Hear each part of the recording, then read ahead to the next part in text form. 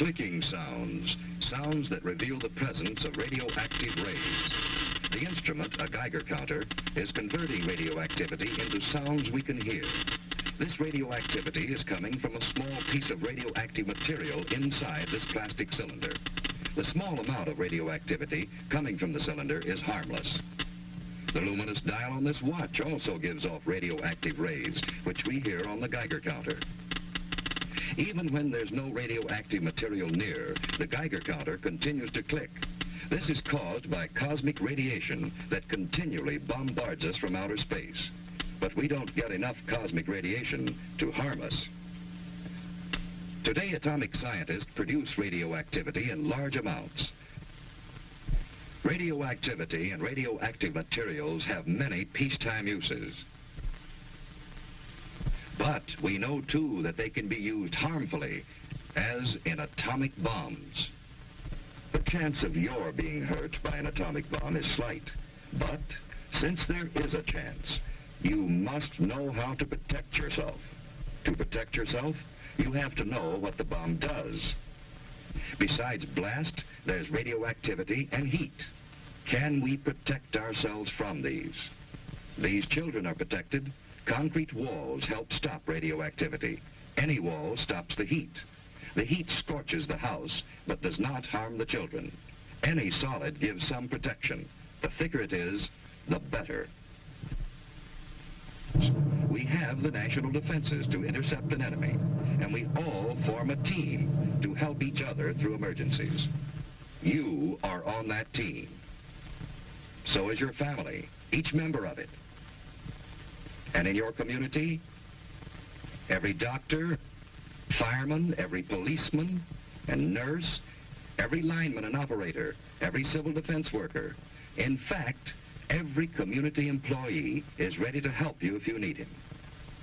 So your community is prepared for emergencies and ready to help other communities.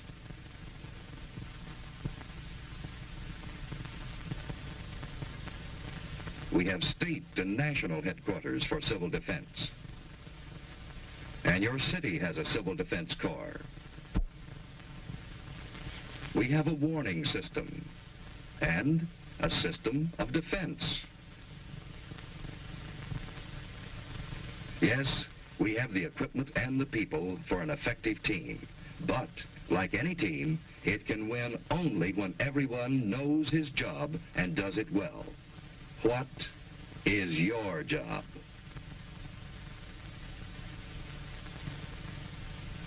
What if a warning siren sounds? What should you do? Look for cover, the nearest cover. Don't try to make it home unless home is the nearest place to go. Don't hesitate. Find cover.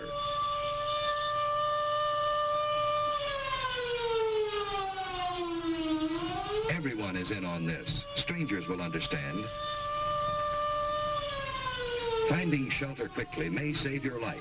If you can't get into a house, get behind a wall or a steep embankment on the side away from the city. Civil defense teams will go into action immediately. If you're home, you've work to do. Hi, Susie. Everything's fine upstairs. How you doing here? Okay, I guess. That's good. We repeat, cover windows to protect against the possibility of broken glass, heat, and radioactivity. Turn off fires. If you are home and are not assigned to civil defense duties, go to your prepared shelter. Those who are in shopping centers, go to prepared Well, shelters fire the kitchen's immediately. out. Now we'll go down the In basement. this practice alert, we are assuming that the attack will come on the waterfront area. See, it's just practice. All this rushing around for nothing. Now, there's just where you're wrong. We need this practice. Now, come on, let's do our job. That's good thinking. We all need practice. Here's a clean, well-prepared shelter in the basement. Ted and Sue have a battery radio. And they have soda ash and stirrup pump fire extinguishers. They have other emergency supplies, too. A flashlight, a well-equipped first aid kit with plenty of bandages, tape, and scissors. A Red Cross first aid book, a few cans of food, a good supply of water, blankets, and an electric lantern in reserve. You know, Susie, This stuff would come in handy at a camping trip. I'd a lot rather be on a camping trip. Say, what would we do if we didn't have a basement? At school, they told us we should be away from windows and behind double walls. You know, like an inside hall. Ted's right. If you live in an apartment house, you can't all go to the basement. Head for a shelter area. If none is marked for you, find cover away from windows and in a hallway if possible. Wait for the all clear. Be calm. If you're on the playground, run for shelter. If you're in the schoolyard, get into the building. Move quickly, but in good order. Inside, go to the shelter area you've been assigned. Take your place on the floor. Here's one good way to protect your eyes and neck in case of a bombing. Wait for the all clear. So far, you've been watching a practice drill. But what if there is a bombing that comes without warning? What is your job then? Find cover immediately. Don't look at the flash. Stretch out. In about 1 minute, the immediate danger is past. Then head for safer cover. Another bomb may fall. Get indoors if you can. Shed your outer garments. They may have radioactive particles on them. If you're home, take shelter and stay down for about 1 minute. By then, the danger from radioactivity, heat, and blast have passed. Protect your eyes and neck. Let's get things shut up. Sue found shelter under her bed.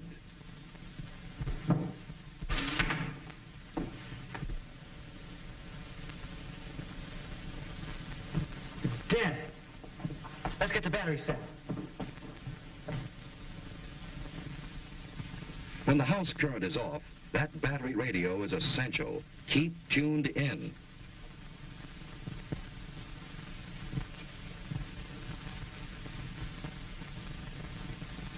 The airburst of 3:01 p.m. was zeroed on Union Station.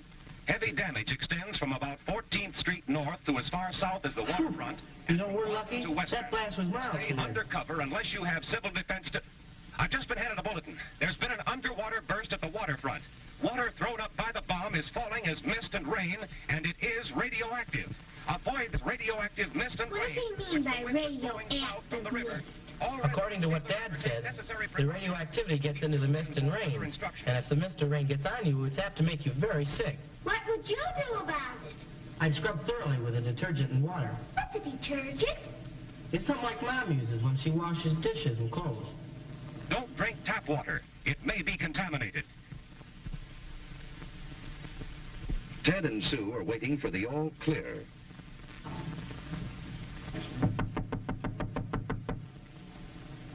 I'll see who it is. Hello, who's there? It's your block warden, Mr. Carlson. Come on in, Mr. Carlson. Hello, Ted. Hello. Ted, this is Mr. Franklin, our radiological monitor. He's here to check for any radioactivity. I saw your mother down in the shopping center. She's fine. Well, there's no damage here. No, it's been very good here. Hello, Sue. Say, have you seen my dad lately?